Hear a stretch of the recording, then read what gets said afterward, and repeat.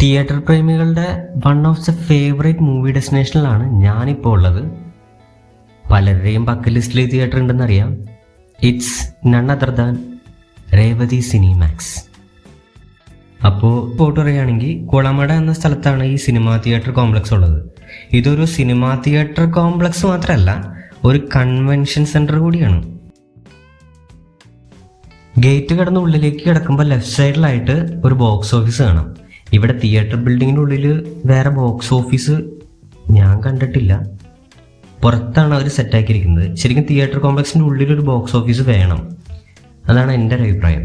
ഞാൻ ഉള്ളിലേക്ക് കയറിയ സമയത്ത്, ഇതിനു മുമ്പ് വന്ന സമയത്തും ഏറ്റവും താഴത്തെ ഫ്ലോറിൽ സ്ക്രീൻ 2 ഒരു എൻട്രൻസും പിന്നെ എൻ്റെ സൈഡിലേക്കുള്ള പാത്ത് വേയാണ്. ഞാൻ അവിടെ അങ്ങനെ കയറി പോയിട്ടില്ല. നേരെ ഓടി 1 ഫസ്റ്റ് ഫ്ലോറിലേക്ക് കയറി പോവുകയാണ് ചെയ്തിട്ടുള്ളത്. അപ്പോൾ ഞാൻ അവിടെ ഒരു ബോക്സ് ഓഫീസ് കണ്ടിട്ടില്ല. ഇൻ കേസ് അവിടെ ഒരു ബോക്സ് ഓഫീസോ അല്ലെങ്കിൽ ഒരു കഫറ്റീരിയോ ഉണ്ടെങ്കിൽ നിങ്ങളത് കമൻറ്റിൽ പറയുക. ഇനി പാർക്കിങ്ങിനെ കുറിച്ച് ഞാൻ എടുത്തു പറയേണ്ട കാര്യമില്ലല്ലോ. കാണുമ്പോൾ തന്നെ നിങ്ങൾക്ക് മനസ്സിലാവും, ഒരു പൂരം നടത്താനുള്ള സ്പേസ് ഉണ്ട്. വളരെ വിശാലമായിട്ടുള്ള സ്പേസാണ് ഇവർ പാർക്കിങ്ങിന് മാത്രമായിട്ട് നമുക്ക് അലോക്കേറ്റ് ചെയ്ത് തന്നേക്കുന്നത്. എല്ലാം ഇൻ്റർലോക്ക് ഇട്ട് സെറ്റാക്കി വെച്ചിട്ടുണ്ട്. അതിന് പാർക്കിങ്ങിൻ്റെ കാര്യത്തിൽ ഒരു ടെൻഷൻ നമുക്ക് വേണ്ട. ഈ തിയേറ്റർ ബിൽഡിങ്ങിൻ്റെ ഉള്ളിലേക്ക് കയറുമ്പോൾ തന്നെ നേരെ കാണുന്നത് OD 2 എൻട്രി ഡോറാണ്. അതിന് സൈഡിലായിട്ടുള്ള വാൾസിൽ പല മൊമെൻറ്റോസൊക്കെ ഷോക്കേസ് ചെയ്തിട്ടുണ്ട്. കൂടെ തന്നെ സിനിമ പോസ്റ്റേഴ്സും, നിലവിൽ അവിടെ ഓടിക്കൊണ്ടിരിക്കുന്ന സിനിമകളുടെയും ഇനി വരാൻ പോകുന്ന സിനിമകളുടെയൊക്കെ പോസ്റ്റേഴ്സ് പല സൈഡിലായിട്ട് പ്ലേസ് ചെയ്തിട്ടുണ്ട്. അയ്യോ, ഇതിനിടയ്ക്ക് ഞാൻ നിങ്ങളുടെ അടുത്തൊരു കാര്യം പറയാൻ വിട്ടുപോയി. ഞാനിപ്പോൾ കാണാൻ പോകുന്നത് കാന്താര ദ ലെജൻഡ് ചാപ്റ്റർ 1 ആണ്. അതും സെക്കൻഡ് ടൈം. ഫസ്റ്റ് ഫ്ലോറിലാണ് OD 1 ഉള്ളത്. OD 1 ആ മൂവി ഇപ്പോൾ ഉള്ളത്. അപ്പോൾ OD 1 പോകാനായിട്ട് നമുക്ക് സ്റ്റെയർ കയറി മുകളിലേക്ക് പോകാം. ഈ ബിൽഡിങ്ങിൽ തന്നെ 2 പാർട്ടീഷനിലായിട്ടാണ് ODs ഇവർ സെറ്റ് ചെയ്തിരിക്കുന്നത്. OD 2 താഴെയാണെങ്കിൽ OD 3 അതിന് തൊട്ട് മുകളിലാണ്. OD 3യുടെ നെക്സ്റ്റ് ഓപ്പോസിറ്റ് ആയിട്ടാണ് OD 1 വരുന്നത്. OD 1ൻ്റെ ബാക്ക് സൈഡിലായിട്ടാണ് ഇവർ കഫറ്റീരിയയും മറ്റും അറേഞ്ച് ചെയ്തിരിക്കുന്നത്. നിങ്ങൾ എൻ്റെ വീഡിയോ ആദ്യമായിട്ടാണ് കാണുന്നതെങ്കിൽ എൻ്റെ ചാനൽ സബ്സ്ക്രൈബ് ചെയ്യാൻ മറക്കരുത്. ചാനൽ സബ്സ്ക്രൈബ് ചെയ്യുന്നതിൻ്റെ കൂടെ തന്നെ ആ ബെല്ലൈക്കൺ കൂടി എനേബിൾ ചെയ്ത് കഴിഞ്ഞാൽ ഇനി വരുന്ന വീഡിയോസിൻ്റെ അപ്ഡേറ്റ്സ് നിങ്ങൾക്ക് കിട്ടുന്നതായിരിക്കും. ഈ തിയേറ്റർ ഒരു മൾട്ടിപർപ്പസ് ഓഡിറ്റോറിയം കോൺസെപ്റ്റാണ്. ഒരു തിയേറ്ററായും ഒരു കല്യാണ ഓഡിറ്റോറിയമായും ഇത് കൺവേർട്ട് ആക്കാം. ഫംഗ്ഷനുള്ള സമയത്ത് ഷോസ് ക്യാൻസൽ ചെയ്ത് ഇവരിവിടെ ഫംഗ്ഷൻ സെറ്റപ്പ് ചെയ്യും. ഈ സ്ക്രീനിന് ഫ്രണ്ടിലായിട്ട് കർട്ടൻ ഉള്ളതുകൊണ്ട് ആ സമയം കർട്ടൻ താഴ്ത്തി സ്ക്രീൻ മറയ്ക്കും. പിന്നെ സ്ക്രീനിന് താഴെയായിട്ട് ഒരു സ്റ്റേജ് ഉണ്ട്, അവിടെ ഫംഗ്ഷൻ്റെ പരിപാടികളൊക്കെ നടത്തും. അതുപോലെ നോർമൽ സ്പീക്കേഴ്സ് കൂടാതെ സ്റ്റേജിലെ ഫംഗ്ഷൻ്റെ സൗണ്ടിൻ്റെ ഒക്കെ അനൗൺസ്മെൻറ്റ് കൊടുക്കാനായിട്ട് സെപ്പറേറ്റ് സ്പീക്കേഴ്സ് സ്ക്രീനിൻ്റെ ലെഫ്റ്റ് സൈഡിലും റൈറ്റ് സൈഡിലുമായിട്ട് ഇവർ പ്ലേസ് ചെയ്തിട്ടുണ്ട്. ഇതൊരു ഫംഗ്ഷൻ നടത്തുന്ന ഓഡിറ്റോറിയം ആയതുകൊണ്ട് തന്നെ ഇവർ സെൻട്രൽ കൂടി ഒരു പാസേജ് ഇട്ടിട്ടുണ്ട്. ഒരു 3 സീറ്റിനുള്ള ഗ്യാപ്പ് ഉണ്ട്. അതുകൊണ്ട് തന്നെ ഒരു പ്രശ്നം കൂടി ഇവിടെ ഉണ്ട്, സ്വീറ്റ് സ്പോട്ട്സ് ഇല്ലാതെ. എനിക്ക് പേഴ്സണലി ഇഷ്ടമില്ലാത്തൊരു കാര്യമാണ് സെൻട്രൽ കൂടി പാസേജ് ഇടുന്നത്. അത് സെൻറ്ററിലെ സീറ്റ്സ് റിമൂവ് ആക്കും, നമ്മുടെ സ്വീറ്റ് സ്പോട്ടും പോവും.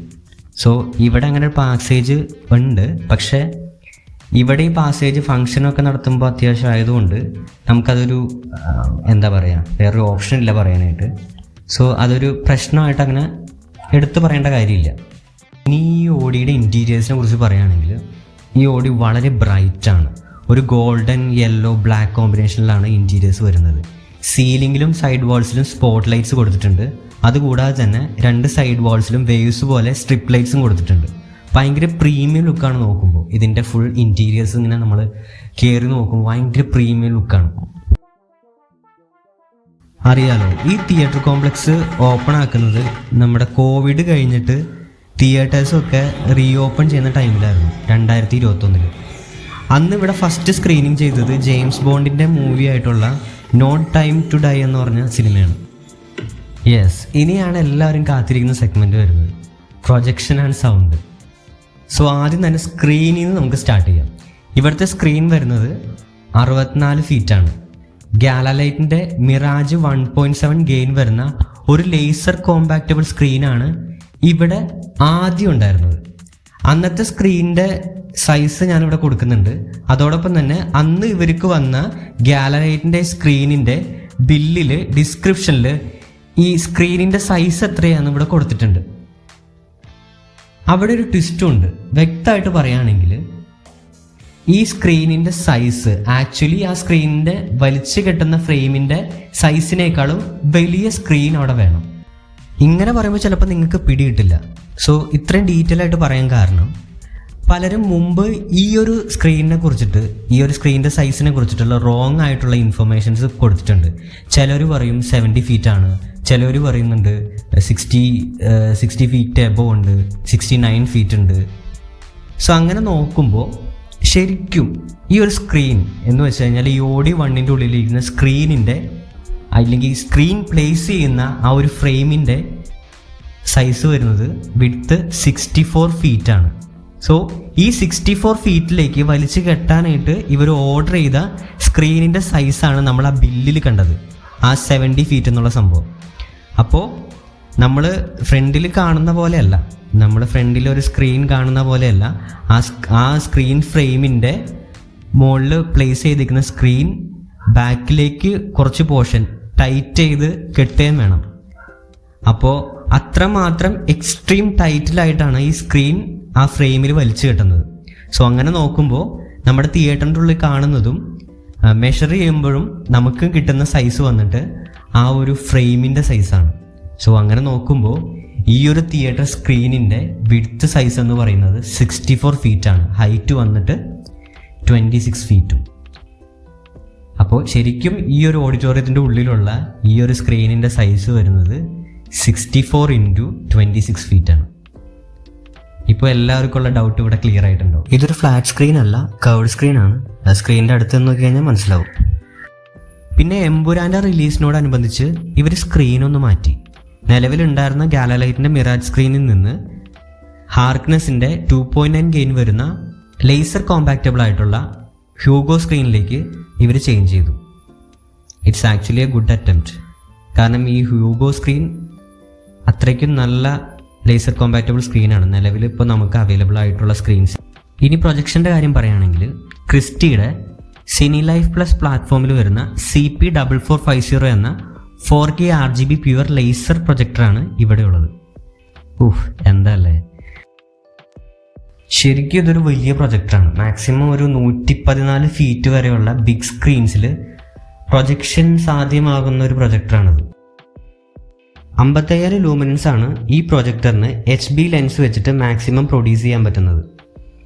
അതുപോലെ UHC lens, ultra high contrast lens വെച്ചിട്ട് 42,000 ലൂമിനൻസ് വരെ ഇതിന് മാക്സിമം പ്രൊജക്റ്റ് ചെയ്യാനായിട്ടുള്ള കേപ്പബിലിറ്റി ഉണ്ട്. അതിൻ്റെ കൂടെ തന്നെ 4K 2D 120 FPS സപ്പോർട്ടും പിന്നെ HFR 3D ഉണ്ട്. അത് 4K 3D 60 FPS സപ്പോർട്ടും ഈ ഒരു പ്രൊജക്ടറിനുണ്ട്. It's one of the brightest projector available in Kerala. ഇന്ത്യയിൽ തന്നെ ഇവിടെ ഈ രേവതി സിനിമാക്സിലാണ് ആദ്യമായിട്ട് ഈ ഒരു പ്രൊജക്ടർ ഇൻസ്റ്റാൾ ചെയ്തത്. ഇനി സൗണ്ട് ഡിപ്പാർട്ട്മെൻറ്റിലേക്ക് വരികയാണെങ്കിൽ ഡോൾബി അറ്റ്മോസ് ആണ് ഇവിടെ ഈ OD1 ഇൻസ്റ്റാൾ ചെയ്തിരിക്കുന്നത്. പക്ഷേ OD2 OD3 ഡോൾബി 7.1 ആണ്.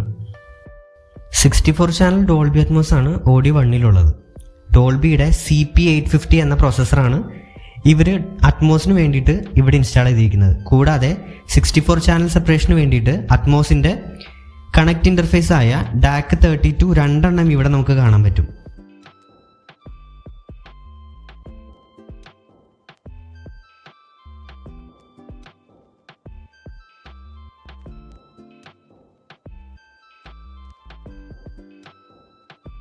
ഡോൾബിയുടെ തന്നെ SLS ബ്രാൻഡിങ്ങിൽ വരുന്ന സ്പീക്കേഴ്സാണ് ഇവിടെ യൂസ് ചെയ്തിരിക്കുന്നത്.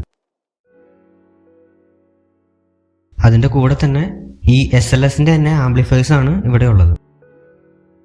ഇവിടെയും സ്റ്റേജ് സൗണ്ട് 5 വരെ 4-way ക്വാഡ് സെറ്റപ്പ് ആണ്.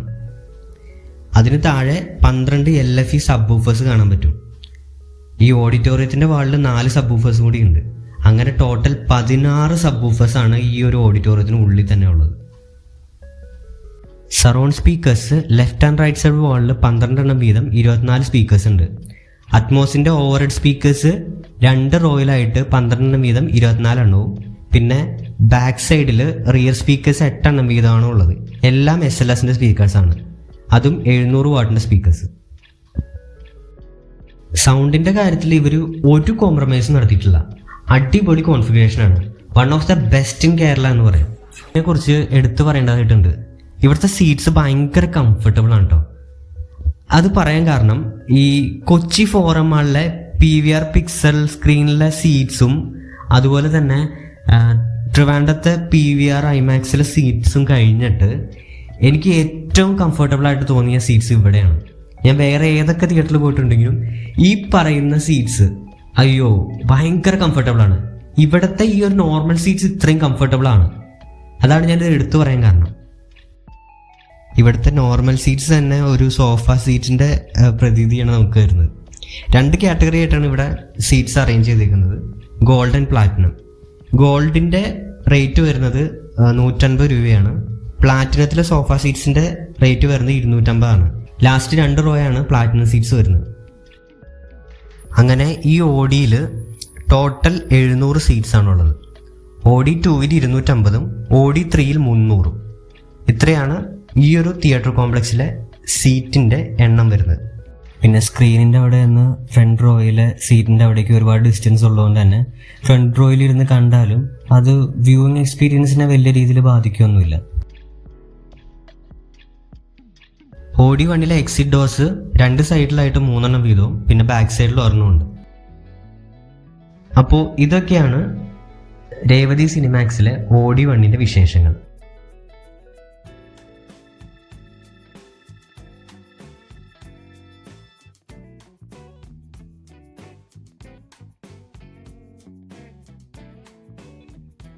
അങ്ങനെ Kantara the legend chapter 1 second time കണ്ടിറങ്ങി. ഫസ്റ്റ് ടൈം കണ്ടതിനെ വെച്ച് നോക്കുമ്പോൾ ചില കാര്യങ്ങളിൽ എനിക്ക് കുറച്ച് ഡിസപ്പോയിൻമെൻറ്റ് തോന്നിയിട്ടുണ്ടായിരുന്നു. ഇപ്പോൾ ഇത് തിയേറ്റർ മാനേജ്മെൻറ്റ് ആരെങ്കിലും കാണുകയാണെങ്കിൽ ഞാൻ പറയാൻ പോകുന്ന ഈ കാര്യങ്ങൾ ഒന്ന് ശ്രദ്ധിച്ചു കഴിഞ്ഞാൽ ഇനി ഭാവിയിൽ ഗംഭീര എക്സ്പീരിയൻസ് ആയിരിക്കും ഈ ഒരു സ്ക്രീനിൽ നിന്ന് കിട്ടാൻ പോകുന്നത്. ഈ സ്ക്രീനിൻ്റെ അല്ലെങ്കിൽ ഈ സ്ക്രീനിൽ നമുക്ക് കിട്ടുന്ന ഫെസിലിറ്റി, സ്ക്രീനിങ്ങിലായിക്കോട്ടെ സൗണ്ടിലായിക്കോട്ടെ സീറ്റിങ് പ്രൊജക്ഷൻ എല്ലാം വെച്ച് നോക്കുമ്പോൾ നല്ലൊരു കോൺഫിഗറേഷനാണ് ഇവിടെ ഉള്ളത്. ഞാനിവിടെ ലാസ്റ്റ് ടൈം കണ്ടത് ഫാന്റാസ്റ്റിക് ഫോർ എന്ന 3D മൂവിയായിരുന്നു. അതിനു മുമ്പ് കണ്ട 2D മൂവി ബ്രഹ്മയുഗ ആയിരുന്നു. ഈ ബ്രഹ്മയുഗ ഞാൻ കണ്ടിറങ്ങിയപ്പോൾ ഐ വാസ് ഫുള്ളി സാറ്റിസ്ഫൈഡ്. നമ്മളൊരു നല്ല സിനിമ നല്ല പ്രൊജക്ഷൻ ആൻഡ് നല്ല സൗണ്ടുള്ളൊരു തിയേറ്ററിൽ കണ്ടിട്ട് ഇറങ്ങി കഴിയുമ്പോൾ കിട്ടുന്നൊരു ഫീൽ ഉണ്ടായിരുന്നില്ലേ, അതായിരുന്നു എനിക്ക് അന്നുണ്ടായിരുന്നത്. പക്ഷേ ഫാന്റാസ്റ്റിക് ഫോറിൻ്റെ കാര്യത്തിൽ ചെറിയൊരു പ്രശ്നമുണ്ടായിരുന്നു. സൗണ്ട് ഓക്കെ ആയിരുന്നു, ബെസ്റ്റായിരുന്നു, പക്ഷെ പ്രൊജക്ഷൻ ആൻഡ് സ്ക്രീൻ എന്തൊക്കെയോ ഒരു പ്രശ്നം. ഇത് പറയാൻ കാരണം ബ്രഹ്മയുഗം കണ്ടപ്പോൾ ഇവിടെ ഉണ്ടായിരുന്ന ഗാലലൈറ്റിൻ്റെ മിറാജ് സ്ക്രീൻ ആയിരുന്നു. ഞാൻ ഫാന്റാസ്റ്റിക് ഫോർ കാണുന്ന സമയത്ത് അതവർ ചേഞ്ച് ചെയ്ത് ഹാർക്നെസിൻ്റെ ഹ്യൂഗോ സ്ക്രീനിലേക്ക് മാറിയിരുന്നു. ഈ ഫാന്റാസ്റ്റിക് ഫോർ കണ്ടപ്പോഴും ഈ കാന്താര കണ്ടപ്പോഴും ഈ സ്ക്രീനിൽ എന്തൊക്കെയോ പ്രശ്നങ്ങളുള്ള പോലെ എനിക്ക് തോന്നിയിരുന്നു. അത് എനിക്ക് തോന്നിയതാണ്, ഇതെല്ലാവർക്കും തോന്നുന്നൊന്നുമില്ല. നമ്മൾ ഗ്ലാസ്സിൽ വെള്ളം ഒഴിച്ചിട്ട് തുടച്ച് കഴിഞ്ഞിട്ട് നോക്കുമ്പോൾ ഒരു ഫീലില്ലേ, ആ ഒരു സംഭവം ഈ സ്ക്രീനിൽ എനിക്ക് അന്നും ഇപ്പോൾ കാന്താര കണ്ടപ്പോഴും തോന്നിയിട്ടുണ്ടായിരുന്നു. എന്തൊക്കെയോ ഒരു പ്രശ്നം, ഈ ബ്രൈറ്റ് വിഷ്വൽ വരുന്ന സമയത്ത് ഈ സ്ക്രീനിൽ വെള്ളം ഒഴിച്ചിട്ട് അതിനെ തുടച്ചു വെച്ചേക്കുന്ന പോലത്തെ ഒരു ഫീല്. നമുക്കറിയാം ലേസർ പ്രൊജക്ഷനിൽ സ്പെക്കിൾ ഇഷ്യൂസ് ഉണ്ടാവും എന്നുള്ളത്, പക്ഷേ ഇത് അങ്ങനെ ഒരു സംഭവമല്ല. ഇതെന്തോ വെള്ളം വെച്ച് തുടച്ച പോലെ തോന്നുന്നു ആ സ്ക്രീനിൽ. പിന്നെ വിഷ്വൽസിൻ്റെ കാര്യം പറയുകയാണെങ്കിൽ പ്രൊജക്ഷൻ സൈഡിലേക്ക് നോക്കുമ്പോൾ ഞാൻ കാന്താര ഫസ്റ്റ് ടൈം കണ്ട് അവിടെ എനിക്ക് ബ്രൈറ്റ് വിഷ്വൽസ് എല്ലാം തന്നെ നല്ല ഡീറ്റെയിൽസ് ഉള്ളതായിരുന്നു. കളേഴ്സ് എല്ലാം തന്നെ നല്ല വിവിഡ് കളേഴ്സൊക്കെ ആയിരുന്നു എനിക്ക് കിട്ടിയിട്ടുണ്ടായിരുന്നത്. പക്ഷെ ഇവിടുത്തെ കാര്യം നോക്കുകയാണെങ്കിൽ എനിക്ക് ചില സമയത്തൊക്കെ കളേഴ്സ് ഭയങ്കര ഡള്ളായിട്ട് തോന്നി. അതുമാത്രമല്ല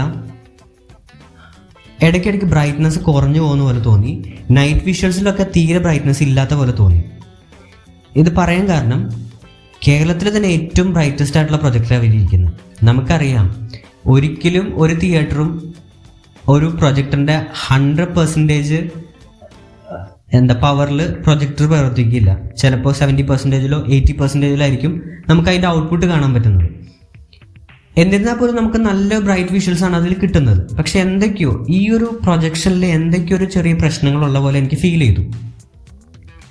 സൗണ്ടിൻ്റെ കാര്യം നോക്കുകയാണെങ്കിൽ നന്നായിരുന്നു, പക്ഷെ ഒരു പൊടിക്ക് വോളിയം ലെവൽ കൂട്ടി വെച്ചിട്ടുണ്ടോ എന്ന് തോന്നിപ്പോയി. പറയാൻ കാരണം ഹെവി BGMs വരുന്ന സമയത്ത് വോക്കൽസ് ഫെയ്ഡായി പോകുന്ന പോലെ തോന്നിയിട്ടുണ്ടായിരുന്നു. സറൗണ്ട് ഉണ്ടായിരുന്നു, അതുപോലെ തന്നെ ഓവർ ഹെഡ് സൗണ്ട്സ് ഒക്കെ നന്നായിട്ട് വ്യക്തമായിട്ട് അറിയാൻ പറ്റിയിട്ടുണ്ടായിരുന്നു. ബേസും നല്ല ബാലൻസ്ഡ് ആയിരുന്നു. പക്ഷേ ആ ഹെവിനെസ് വരുമ്പോൾ വോക്കൽസ് ഭയങ്കരമായിട്ട് ഫെയ്ഡായി പോവുകയും ചില സമയത്ത് ക്ലാരിറ്റി മിസ്സിങ് അങ്ങനത്തെ ഇഷ്യൂസ് ഉണ്ടായിരുന്നു. സൗണ്ടിൻ്റെ കാര്യത്തിൽ ഒരു കാലിബ്രേഷൻ വർക്ക് ഇവിടെ ആവശ്യമാണ്. അതുപോലെ തന്നെ ആ സ്ക്രീനിൻ്റെ കാര്യത്തിലും ഇവർ ശ്രദ്ധ കേന്ദ്രീകരിക്കേണ്ടതായിട്ടുണ്ട്. ഞാൻ ഇത്രയൊക്കെ പറയാൻ കാരണം ഈ രേവതി സിനിമാക്സിലെ OD1 എനിക്ക് ഭയങ്കര ഫേവറേറ്റ് ആയിട്ടുള്ള ഒരു സ്ക്രീനാണ്. അതുകൊണ്ടാണ് ഞാൻ ഇത്രയൊക്കെ പറഞ്ഞത്. കാരണം എന്താണെന്ന് വെച്ച് കഴിഞ്ഞാൽ ഇങ്ങനെ ഒരു തിയേറ്റർ കേരളത്തിൽ നമുക്ക് വേറെ കിട്ടാനില്ല. ഇത്രയും ഫെസിലിറ്റീസ് തരുന്നതും അതുപോലെ തന്നെ ഈ തിയേറ്റർ ബിൽഡിംഗ് വരെ നോക്കുകയാണെങ്കിൽ ഇത്രയും നീറ്റായിട്ടുള്ള, ഈ ടോയ്ലറ്റ്സിൻ്റെ ഒക്കെ കാര്യം എടുക്കുകയാണെങ്കിൽ ഇത്രയും നീറ്റായിട്ടുള്ള തിയേറ്റേഴ്സ് വളരെ കുറവാണ്. അതുപോലെ തന്നെ ടെക്നിക്കൽ സൈഡ് നോക്കുകയാണെങ്കിലും ഇവർ തരുന്ന മറ്റ് ഫെസിലിറ്റീസ് നോക്കുകയാണെങ്കിൽ ഇത്ര സൂപ്പറായിട്ടുള്ള തിയേറ്റേഴ്സ് ഇല്ല എന്ന് തന്നെ പറയാം. സോ അങ്ങനെ ഒരു തിയേറ്റർ അതിൻ്റെ മാക്സിമം അതിൻ്റെ ഔട്ട്പുട്ട് നമുക്ക് തരുമ്പോഴല്ലേ നമുക്ക് കൂടുതലായിട്ട് ഇഷ്ടപ്പെടുള്ളൂ. അപ്പോൾ അതൊക്കെ കിട്ടുമെന്ന പ്രതീക്ഷയിലാണ് ഞാനിതൊക്കെ പറഞ്ഞത്. സോ ഇത്രയാണ് രേവതി സിനിമാക്സിൻ്റെ OD1 കുറിച്ചിട്ടുള്ള വിശേഷങ്ങൾ. ഇനിയിപ്പോൾ അടുത്തൊരു വീഡിയോയിൽ നമുക്ക് വേറൊരു തിയേറ്ററിൻ്റെ വിശേഷങ്ങളായിട്ട് കാണാം. അതുവരെ this is Shri signing off.